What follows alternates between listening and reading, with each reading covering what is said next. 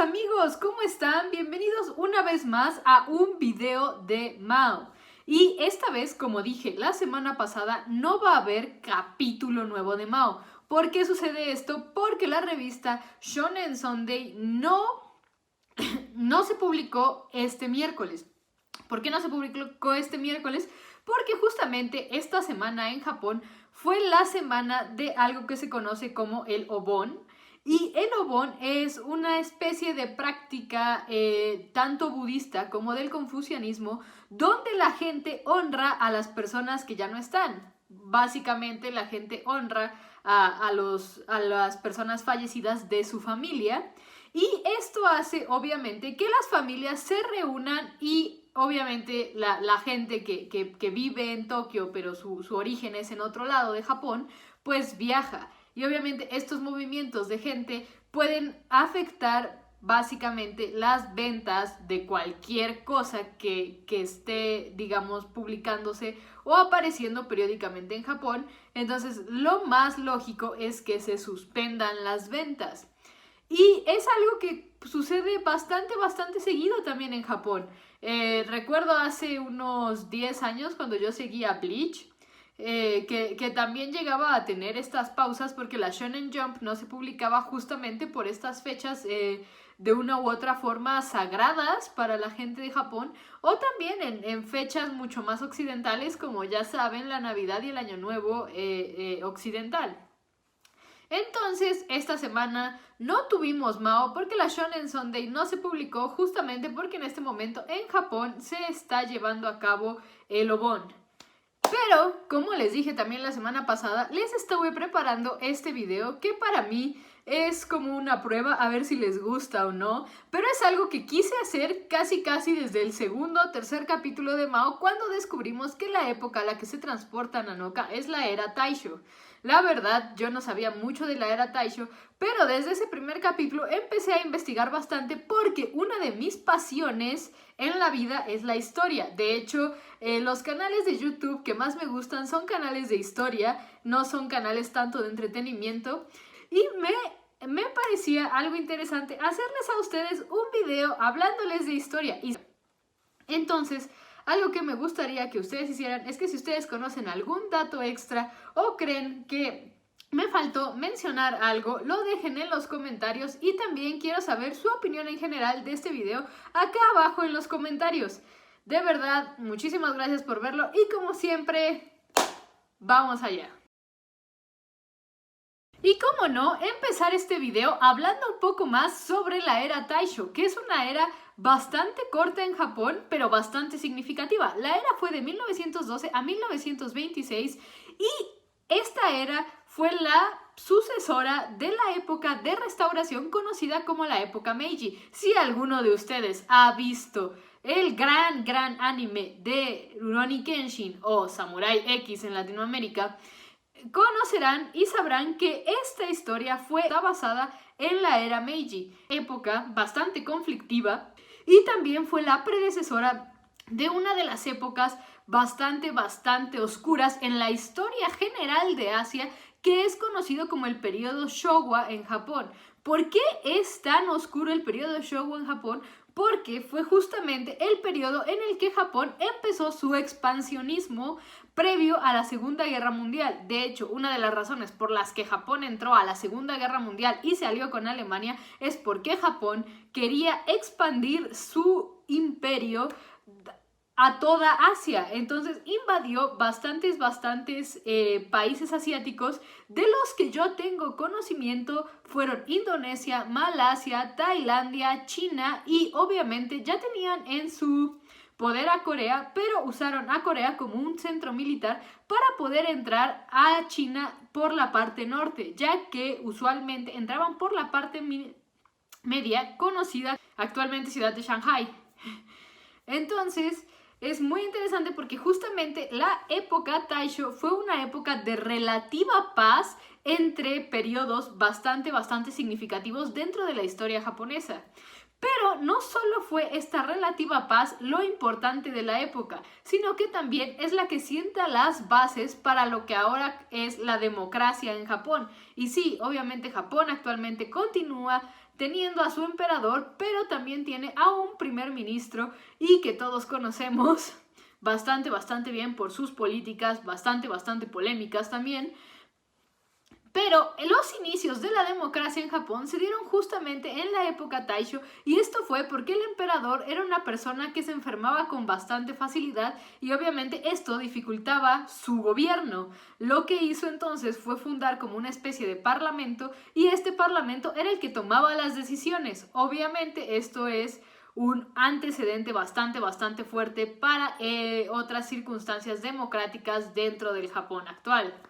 Entonces sí, la era Taisho fue bastante importante en la historia japonesa, y supongo que ha de ser una de las épocas bastante investigadas dentro de la misma, a pesar de que no es tan relevante o tan conocida como las épocas en las que está entre. A esto me refiero con la restauración de la época Meiji y también con la militarización y expansionismo japonés durante la época Showa.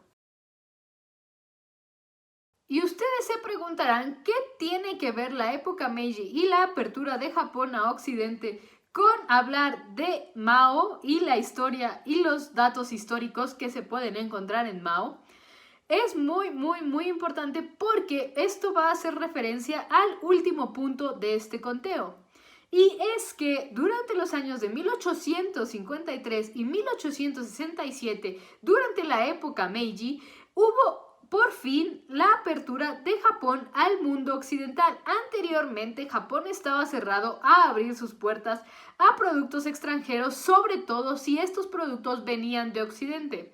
Entonces, durante 1853 y 1867 empezaron a llegar una gran cantidad de productos de Occidente, y obviamente ciertos edificios en Japón empezaron a construirse con arquitectura occidental y ya no la típica arquitectura japonesa que es bastante conocida por las personas en el mundo. Y obviamente Japón se llenó también bastante de intercambio cultural, como el hecho de que también llegaron ciertas prácticas católicas y cristianas al mundo japonés, que era mayoritariamente sintoísta o budista. Y aquí es donde esta apertura de Japón al mundo occidental empieza a hacer efecto, y también obviamente nos lleva a Mao. El edificio que aparece en el episodio 1 de Mao en la portada es el conocidísimo Ryokaku. Este edificio fue el primer rascacielos en Tokio, y este edificio contaba con arquitectura occidental, no era un edificio. Obviamente la arquitectura oriental, de una forma u otra, impide que se hagan edificios tan altos, aunque tenemos obviamente las pagodas, que también son bastante altas, pero no al nivel en el que llegó a medir el Ryokaku. Y era un edificio que para muchos japoneses representaba no solo la apertura de Japón a Occidente, sino también la modernización de Tokio, y resaltaba obviamente la importancia de Tokio como capital imperial dentro de Japón. Y algo muy interesante, y algo que obviamente es una especie de guiño de Rumiko Takahashi que hace desde el capítulo 1 de Mao, al mostrarnos un edificio que solo estuvo en pie durante los años 1890 a 1923. 1923 siendo el año donde está transcurriendo la historia de Mao. Y esto es bastante interesante porque justamente este edificio desaparece en 1923 cuando ocurre el gran terremoto de Kanto, que obviamente es una parte nodal y esencial dentro de la historia de Mao, como ya hemos estado viendo en los capítulos más recientes, ya que básicamente el fin del mundo que vio Shouko es muy probablemente el terremoto y los estragos que causó el gran terremoto de Kanto el 1 de septiembre de 1923. Uno de esos grandes estragos fue tirar este rascacielos llamado el Ryonkaku, que se encontraba en la zona de Asakusa, Tokio. Y por último, estamos hablando del gran terremoto de Kanto, que como ya dije, es un punto de inflexión bastante importante dentro de la historia de Mao. Porque sí, Mao básicamente inicia con Nanoka viendo este incendio. Y obviamente Nanoka automáticamente después lo relaciona cuando Shouko menciona el supuesto fin del mundo y sus investigaciones la llevan al gran terremoto de Kanto. Este terremoto ocurrió el 1 de septiembre de 1923 a las 11:58 de la mañana y duró aproximadamente 6 minutos. Aunque los datos históricos sitúan al terremoto con una duración entre 4 y 10, básicamente la gente lo que hizo fue promediarlo y sacar 6 minutos aproximadamente de duración del terremoto. Algo muy importante y que sí pasó y que menciona Nanoka dentro de las escenas donde está investigando, es que este gran terremoto de Kanto ocurrió cuando la gente estaba teniendo su comida del día. Y a su vez, en ese punto del año es cuando Japón tiene más tifones. Entonces, si combinas terremoto más tifón más almuerzo, se ocasionaron grandes incendios en varias zonas de Tokio Central. Entonces, esto también nos puede situar en que Nanoka y el pueblo donde están situados, donde está situada esta calle comercial de la que habla Nanoka, se encuentra en el centro de Japón. Si existe realmente esa calle comercial o no, no lo sé, he intentado buscarlo, pero obviamente hay muchísimas calles comerciales en Japón, así que es casi imposible adivinar cuál es exactamente.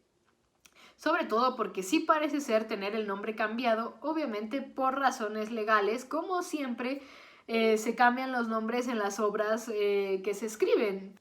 Pero esto no fue lo único que sucedió durante y después del terremoto, sino que después del terremoto, y es algo que probablemente pueda hacerse alguna referencia dentro de Mao, es que el terremoto por mucha gente japonesa lo que hicieron fue relacionarlo con, obviamente, cosas espirituales y cosas religiosas. Y muchos de los japoneses de aquella época dijeron que el gran terremoto de Kanto de 1923 fue una especie de castigo divino justamente por la apertura de Japón a Occidente. Entonces, justo después de este gran terremoto de Kanto, lo que hubo fue una horda de violencia hacia todo lo extranjero que estuviera en Japón. Uno de los grupos más vulnerados durante esa época fue el grupo de gente coreana viviendo en Japón. Y sí, durante en la etapa post-terremoto de 1923, hay muchos japoneses creer que el terremoto era una especie de castigo divino por tener tanta influencia occidental.